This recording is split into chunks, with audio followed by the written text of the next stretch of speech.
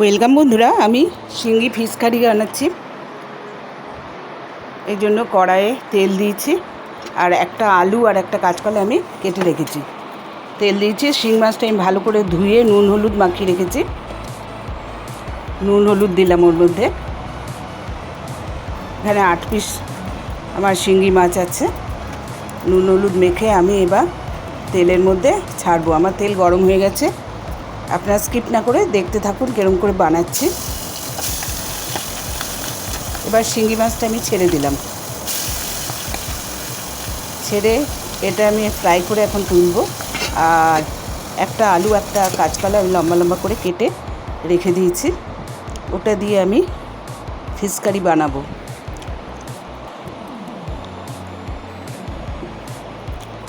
এখন মাছটা আমার ভাজা হচ্ছে আস্তে আস্তে। মাছ ভেজে আমি তুলে নিয়েছি। আর কড়াইয়ে আমি গোটা জিরে আর মেথি, সামান্য মেথি ফোড়ন দিয়েছি।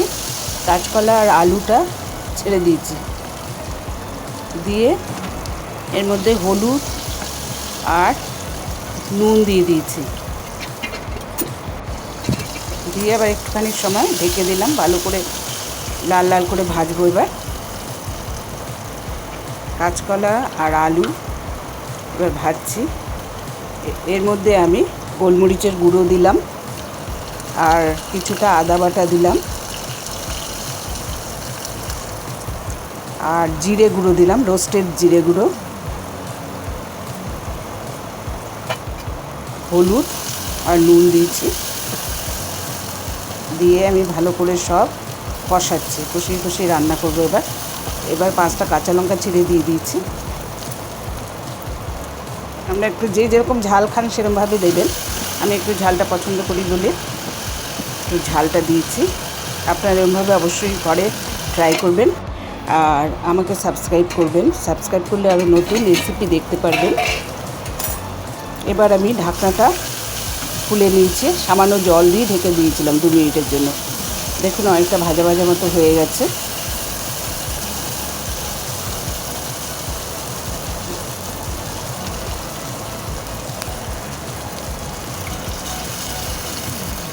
এবার এর মধ্যে আমি জল দিয়ে দিলাম। এটা একটু ঝোল ঝোল মতো রাখবো।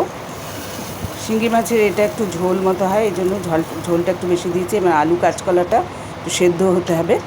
দিয়ে আমি 5 মিনিটের মতো ঢেকে দেব।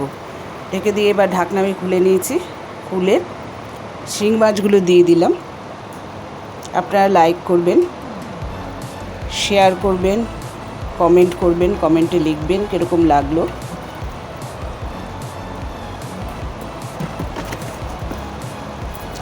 এবার একটু গরম মশলা গুঁড়ো দিয়ে দিলাম ওর মধ্যে। আমার শিং মাছ প্রায় তৈরি হয়ে গেছে তৈরি।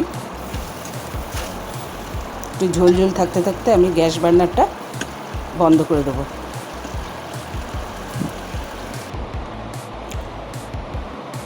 মাছ আমার তৈরি হয়ে গেছে।